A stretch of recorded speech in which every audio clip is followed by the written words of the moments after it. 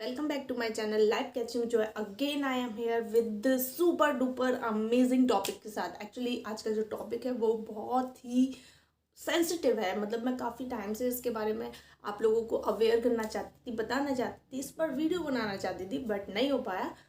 और मुझे काफ़ी लोग कहते हैं कि यार तू वीडियो बनाती है, मतलब इतना लंबा गैप क्यों रख देती है दूसरी वीडियो में. छोटा बच्चा है यार, नहीं हो पाता इतना जल्दी, बट फिर भी मैं कोशिश करती हूँ कि जल्दी जल्दी आप लोगों के लिए वीडियोस बनाऊँ. जितना हो सकता है मैं उतना करूँ. थोड़ा सा बड़ा हो जाने दीजिए, उसके बाद मैं कंटिन्यू रहूँगी यहाँ पर. तो मैं आपसे कहती हूँ वीडियो को लाइक कीजिए, शेयर कीजिए, कमेंट कीजिए, ताकि मुझे पता चले कि मेरी वीडियोस आप लोगों को पसंद भी आ रही हैं यार.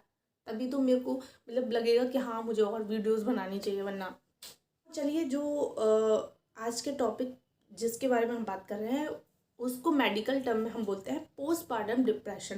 बात कर लेते हैं पोस्टपार्टम डिप्रेशन के बारे में. एक्चुअली ये होता क्या है, ये जो कंडीशन आती है ये आती है जब हम बेबी डिलीवर कर लेते हैं उसके बाद पोस्टपार्टम डिप्रेशन.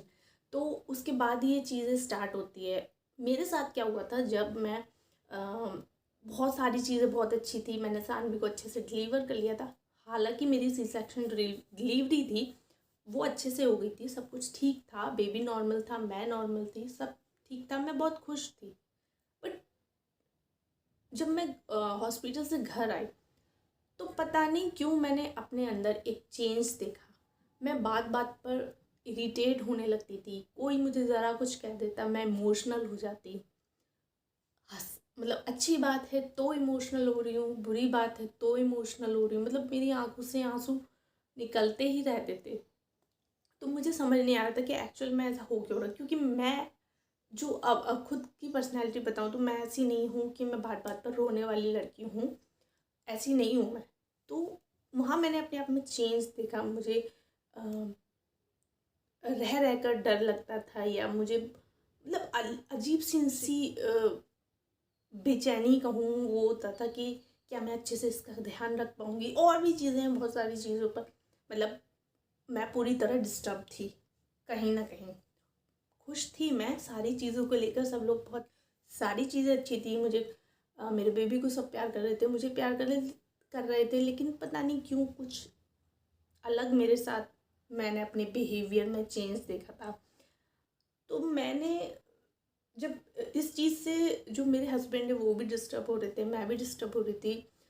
क्योंकि which is very hard for women. और वुमेन ही क्या, जो उसका पार्टनर है, जो उसके आसपास लोग हैं, उसके लिए भी काफ़ी डिस्टर्बिंग चीज़ है. तो अब ये होता क्यों है, अब हम बात करते हैं मतलब इसका कारण क्या है, क्यों होता है. जब हम प्रेग्नेंट होते हैं तो जो हमारे हॉर्मोन्स होते हैं वो बहुत ही हाई लेवल पर होते हैं, बहुत ज़्यादा अच्छे लेवल पर बन रहे होते हैं. अब जब हम बच्चा डिलीवर कर देते हैं तो वो एकदम से सेटल डाउन होते हैं, बहुत जल्दी से नीचे गिरते हैं. इस डिसबैलेंस, हॉर्मोन्स के डिसबैलेंस के चक्कर में ये सारी चीज़, ये जो मूड स्विंग मैं कह सकती हूँ, मूड स्विंग जो हमारे होते हैं वो हार्मोन के डिसबैलेंस के चक्कर में होते हैं. तो ये एक टाइम के बाद जब चीज़ें सारी नॉर्मल हो जाती हैं, हम नॉर्मल हो जाते हैं, एटलीस्ट 3 मंथ 4 मंथ हम लोगों को इस चीज़ को फेस करना पड़ता है. हो सकता है किसी किसी को 1 ईयर तक करना पड़ता हो, है ना. तो ये चीज़ एक टाइम पे आके सॉर्ट आउट हो जाती है. बट हमें थोड़ा पेशेंस दिखाना होगा. हमारे आसपास जो लोग हैं उनको पेशेंस दिखाना होगा. स्पेशली हमारे पार्टनर को इस चीज़ को समझना होगा.